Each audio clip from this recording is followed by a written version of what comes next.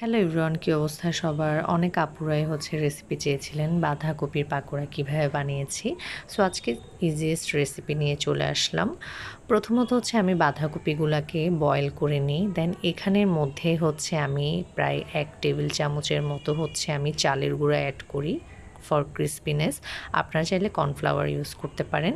তো দেন আমি এখানে টমেটো কুচি, তারপরে সব মশলা দিয়ে দিই। মশলার মধ্যে আমি ধনিয়া গুঁড়া, মরিচের গুঁড়া, তারপর অল্প একটু হলুদের গুঁড়া বেশি ইউজ করবেন না। দেন জিরা গুঁড়া, তারপরে আমি এখানে পরিমাণ মতো ময়দা দিয়েছি প্রায় 1.5 কাপের মতো, আর পেঁয়াজ কুচি, কাঁচামরিচ কুচি সবগুলো অ্যাড করেছি। লাস্টে আমি এখানে গোলমরিচ দিয়েছি। দেন পানি দিয়ে মিক্স করে একটা বেটার রেডি করে নিব।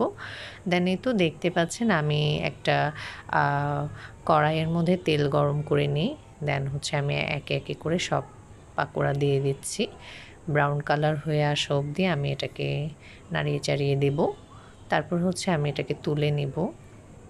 এই পাকোড়াটা আপনারা অবশ্যই ট্রাই করে দেখবেন, এটা ভীষণ মজা হয়, আসলে না খেলে বুঝবেন না আপনারা। সো আমার এই সিম্পল রেসিপিটা আপনারা ফলো করে অবশ্যই বানিয়ে খাবেন। দেন আমার এখানে কমেন্ট বক্সে অবশ্যই জানাবেন আমার রেসিপিটা কেমন লেগেছে আপনাদের। সো এইভাবে নতুন নতুন রেসিপি পাওয়ার জন্য অবশ্যই লাইক, কমেন্ট অ্যান্ড শেয়ার করবেন আমার ভিডিওটা। সো আজকের জন্য এখানে আল্লাহ হাফেজ। Thanks for watching.